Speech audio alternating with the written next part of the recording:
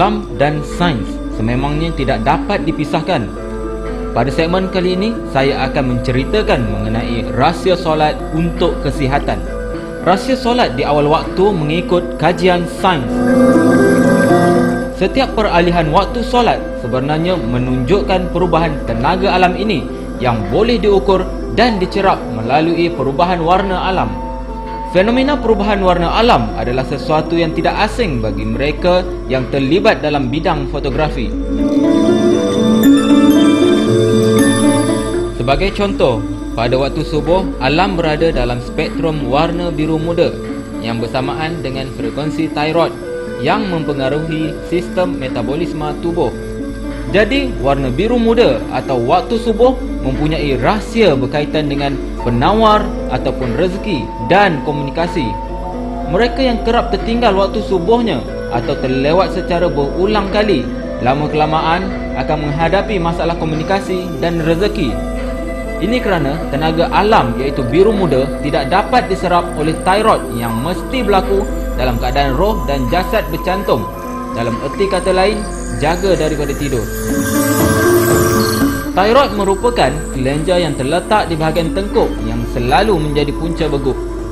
Beguk terjadi disebabkan kekurangan iodin dalam badan. Di sini juga dapat kita cungkil akan rahsia diperintahkan solat di awal waktu. Bermula saja azan subuh, tenaga alam pada waktu itu berada pada tahap optimum. Tenaga inilah yang akan diserap oleh tubuh melalui konsep resonan pada waktu rukuk dan sujud. Jadi mereka yang terlewat subuhnya sebenarnya sudah mendapat tenaga yang tidak optimum lagi. Metabolisme tubuh bermaksud proses penghasilan dan penggunaan tenaga oleh badan. Keseimbangan kedua-dua proses ini penting untuk memastikan tubuh sentiasa bertenaga dan sihat. Warna alam seterusnya berubah ke warna hijau untuk solat duha dan kemudiannya waktu kuning menandakan masuknya waktu zuhur. Spektrum warna pada waktu ini bersamaan dengan frekuensi perut dan hati yang berkaitan dengan sistem penghadaman. Warna kuning ini mempunyai rahsia yang berkaitan dengan keceriaan. Jadi, mereka yang selalu ketinggalan atau terlewat zuhurnya berulang-ulang kali dalam hidupnya akan menghadapi masalah di perut dan hilang sifat cerianya. Oleh itu, tengah hari, sewajarnya kita mengisi perut kita untuk bekalan tenaga separuh hari lagi. Dan sistem penghadaman yang baik amatlah diperlukan saat ini supaya makanan yang kita makan itu tercerna secara efisien dan diserap oleh sel-sel dalam badan dan digunakan untuk menghasilkan tenaga.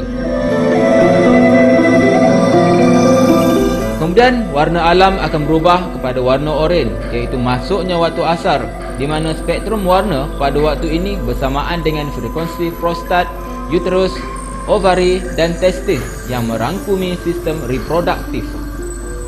Rahsia warna oranye ialah kreativiti. Orang yang kerap tertinggal asar akan hilang daya kreativitinya.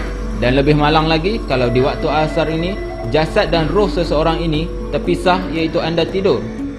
Dan jangan lupa tenaga pada waktu asar ini amat diperlukan oleh organ-organ reproduktif kita.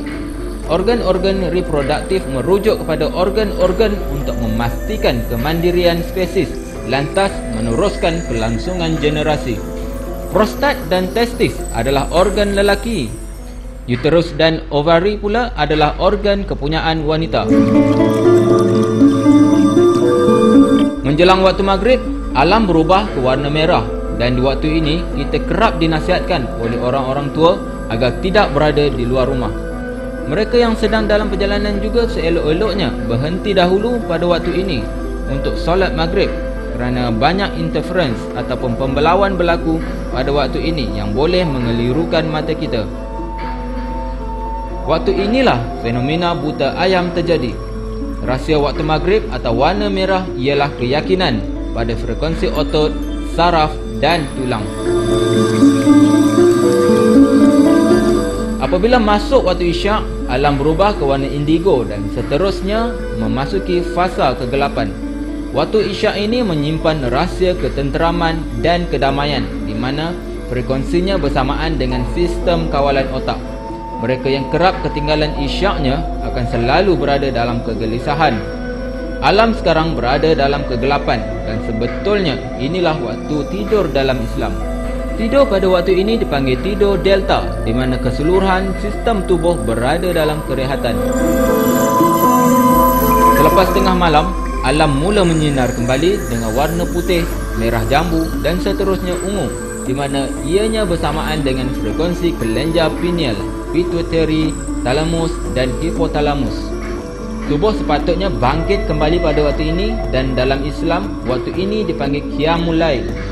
Kelenjar pineal merembes hormon yang bertanggungjawab mengawal kitaran tidur jaga kita. Kelenjar pituitary kalau dalam perubatan digelar Master of Endocrine Orchestra, iaitu pemimpin sistem hormon badan. Fungsi kelenjar pituitary adalah memberi isyarat ataupun hormon kepada kelenjar thyroid dan kelenjar-kelenjar pada organ reproduktif tadi agar kelenjar-kelenjar tersebut dapat menghasilkan hormonnya yang tersendiri. Kelenjar pituitary sangat kecil tetapi tugasnya amat besar. Jadi jika kita bangun sebentar di waktu malam untuk menunaikan solat tahajud, kita sebenarnya dapat mengecas semula tenaga kelenjar pituitary ini. Segmen kesihatan akan diteruskan di episod-episod yang akan datang. Teruskan menonton Apa Khabar Selangor dan amalkan gaya hidup yang sihat dalam kehidupan anda.